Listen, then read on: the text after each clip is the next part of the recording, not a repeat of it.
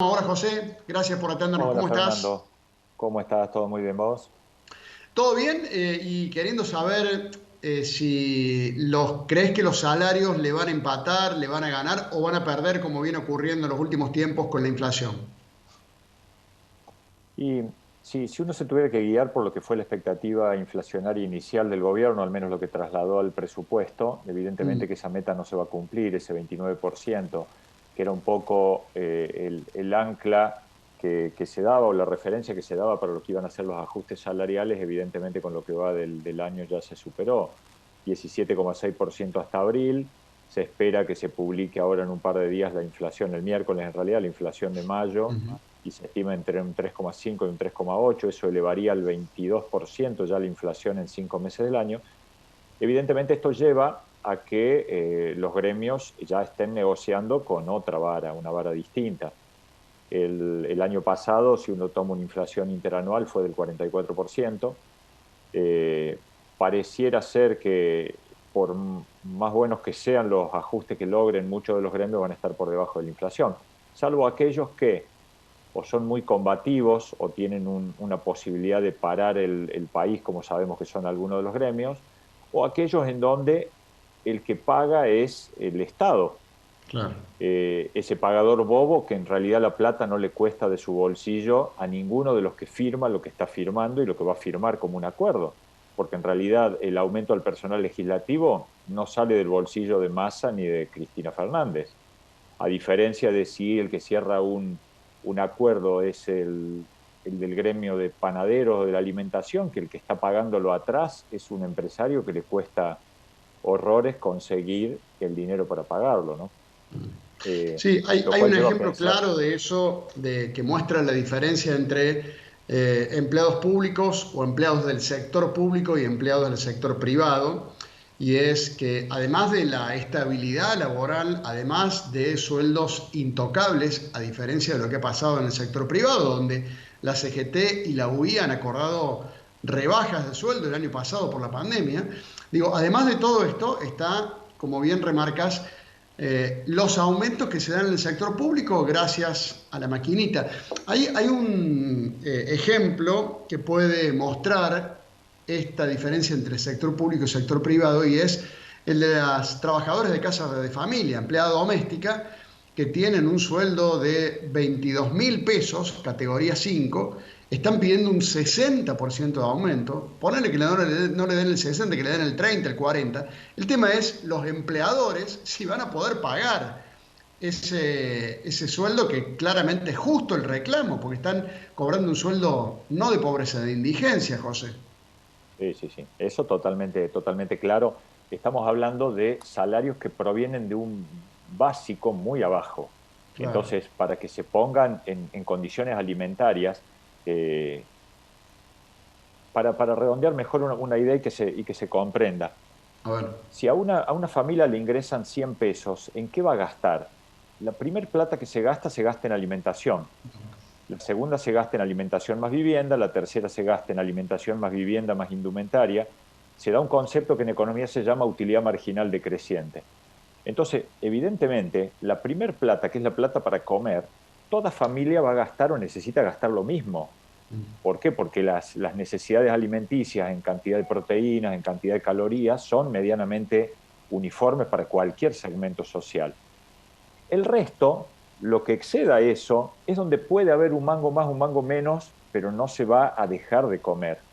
Entonces, evidentemente, los que están con niveles salariales extremadamente bajos, como pudieran ser trabajadores domésticos, que encima se les ha complicado para asistir a su trabajo, no tienen el medio de transporte habitual que utilizaban, están teniendo que pagar un sobrecosto, o el trabajador o el empleador, para que ese trabajador, Córdoba no es la única ciudad que tiene paros, Santiago del Estero no tiene ómnibus urbano desde hace más de un año, y los trabajadores domésticos ahí tienen la misma escala salarial en el resto del país, y sin embargo no se pueden trasladar en transporte público, tienen que pagar remis o tienen que moverse en otro medio de transporte. Entonces, por un lado está la cuestión alimentaria y la cuestión de las necesidades básicas que los salarios no llegan a cubrir.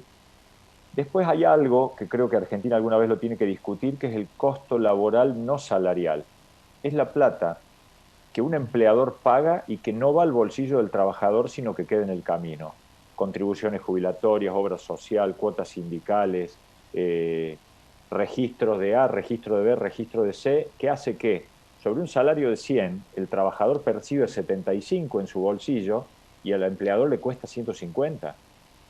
Ese para mí es el punto. Si nosotros queremos discutir costo laboral, ese es un punto que hay que discutir, Fernando.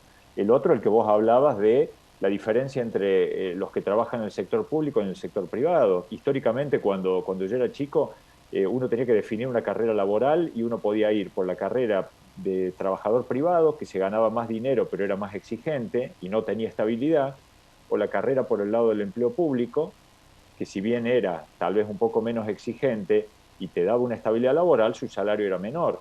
Hoy sí se da que el trabajo que mejor paga en estabilidad, en cantidad de dinero, en flexibilidad de tiempos.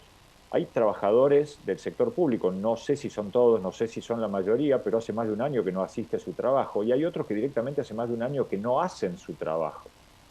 Los 1.600 empleados de la Biblioteca del Congreso, evidentemente, primero que uno duda que existan, y lo segundo es que uno duda que hayan venido haciendo su trabajo, como si lo hacen las cajeras del supermercado, que son las que han estado en la primera línea de fuego, casi al nivel de los empleados de salud, y sin embargo son los gremios que tienen un menor impacto en sus aumentos salariales, ¿no? No sé si porque está tan atomizada la cantidad de trabajadores que no pueden tener un peso específico propio para hacer un paro que inmovilice la actividad o qué es lo que pasa ahí, pero evidentemente hay trabajadores que tienen un poder negociador distinto que otros.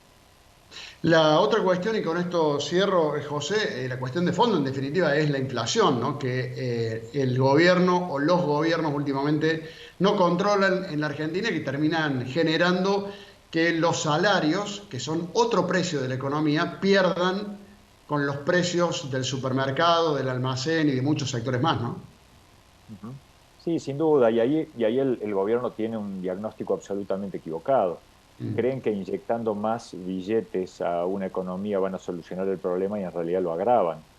Porque si el problema que tenemos en el país es de escasa oferta de bienes y servicios y lo que haces es aumentar la cantidad de dinero que está circulando, lo único que lográs es que los precios suban, cuando en realidad lo que tenés que incentivar es que haya mayor oferta de productos.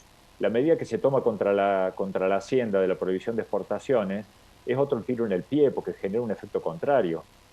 A lo sumo liquidarán rápido alguna vaca y vas a tener alguna pequeña sobreoferta, pero en realidad si vos matás la reproducción de que la vaca convierte su preñez en ternero y eso da mayor cantidad de hacienda, vos lo que estás logrando es que haya menor oferta de bienes, y si hay menor oferta de bienes a una demanda igual o superior, los precios tienden a subir. Y pareciera, son elementos que se enseñan en una economía básica en cualquiera profesional que se forma en ciencias económicas. Yo no soy economista, soy contador, pero eso lo he visto en mis primeras economías. El profesor te saluda el primer día y te dice oferta y demanda, cantidades y precio. El que quiere controlar alguna de estas variables puede controlar solamente una de las dos, pero no va a controlar la otra. Si el gobierno controla el precio, el mercado contesta con, si el precio que pone es un precio bajo, la demanda aumenta, la oferta cae y evidentemente el precio de equilibrio no se puede encontrar. Pero digo, nadie pasa de un primer parcial de Economía 1, el primer parcial de Economía 1 sin entender esto. Fernando, cuesta creer que quienes toman decisiones en el país, lo vienen tomando desde hace años, no hayan pasado el primer parcial de Economía 1. José, agradecido por estos minutos con nosotros, un saludo y que estés bien, ¿eh?